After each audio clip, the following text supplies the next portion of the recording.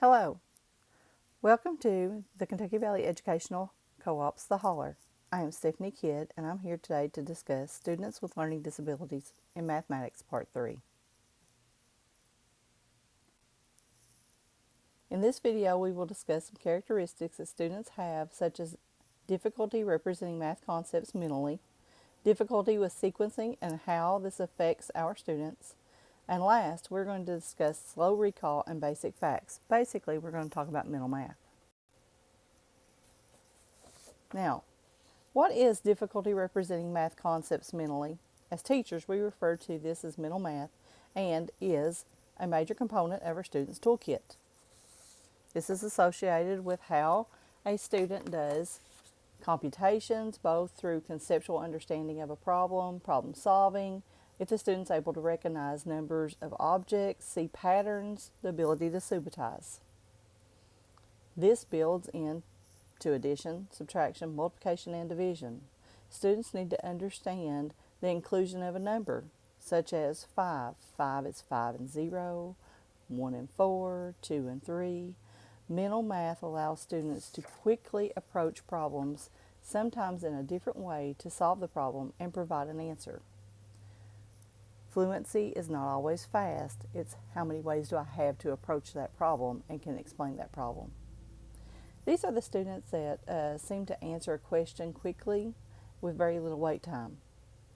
But depending on the rote memorization, the developmental models through building and drawing often, that's how they get to this point. So the problems that we may see includes difficulty transferring the knowledge they have, making connections, that perimeter is addition all around, multiplication is repeated addition.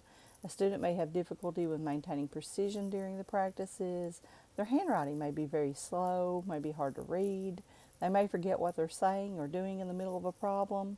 So what can we do to help? Well, first of all, visuals, graphic representations, wait time, teaching basic concepts using concrete objects, using real-world examples such as chair legs for multiplications of 4.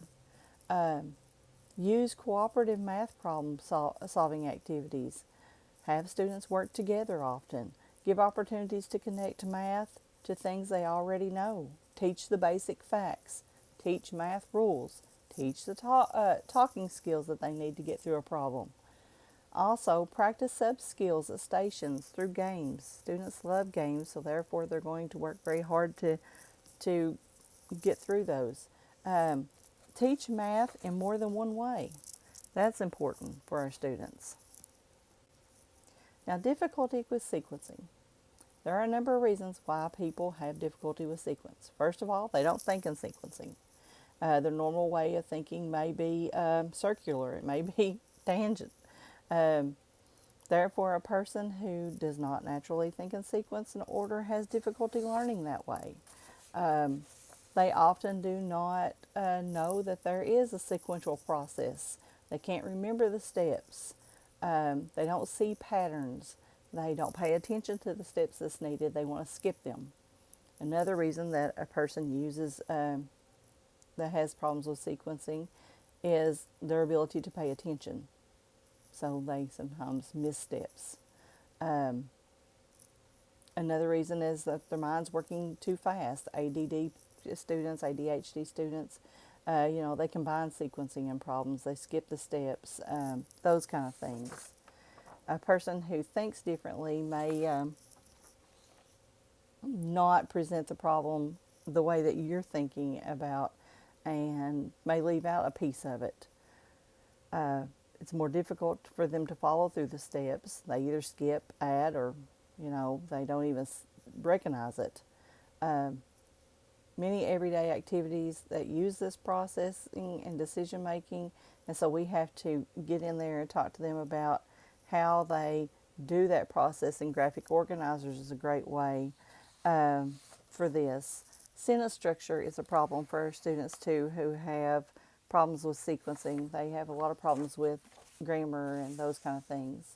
Chronological order is a big problem for our students. So These students, like I said, they have difficulty recalling facts, seeing patterns in numbers, difficulty linking numbers and symbols.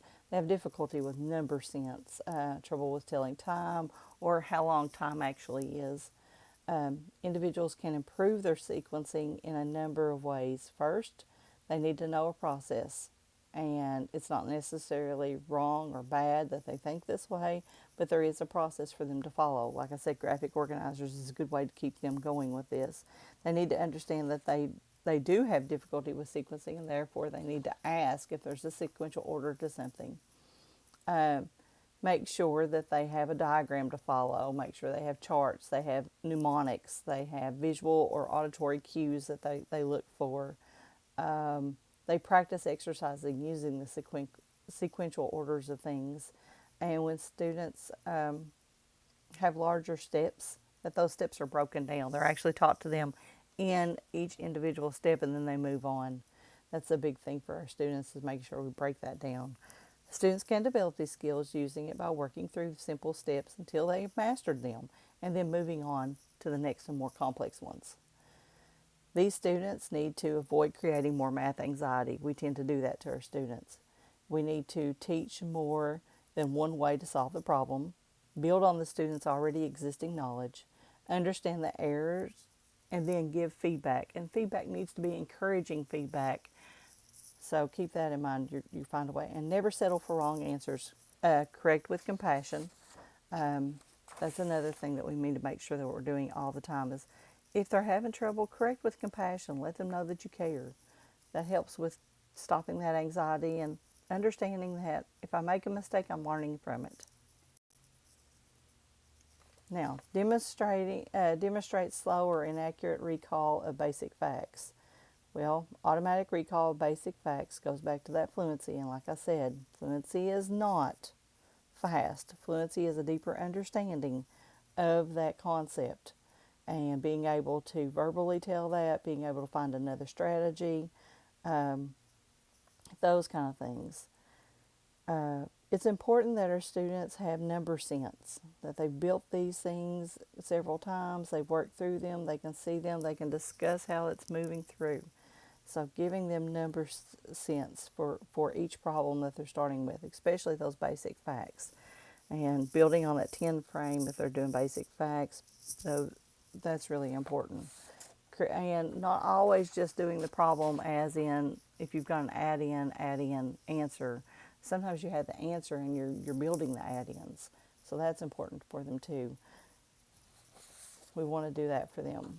Poor automatic recall of facts is a very common problem for our struggling students.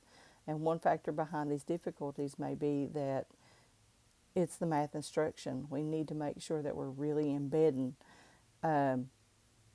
not memorization of facts, but why those facts are what they are, and that they have concretely understand that number sense that goes behind that. Systematizing groups and talking about those groups, doing Kathy Richardson activities, teach number sense. If you haven't looked at the KNP intervention guide, please do that. Those are wonderful things to do for our students. Now, Vander Waal states that students must come to believe that they are capable of making sense of mathematics. He's correct. They have to believe with everything in them that they can do this, and we have to foster that belief. Like I said, teach with compassion. Teachers must stop teaching by telling and start letting students actually make sense of that and what they're learning. So letting them actually get their hands on the manipulatives, create new problems themselves, talk about it all the time. We shouldn't be doing the majority of the talking in the math class. The students should. I hope this video helps. Thank you for loving our kids. If you need any more information, my information's on the screen. You can holler at me later.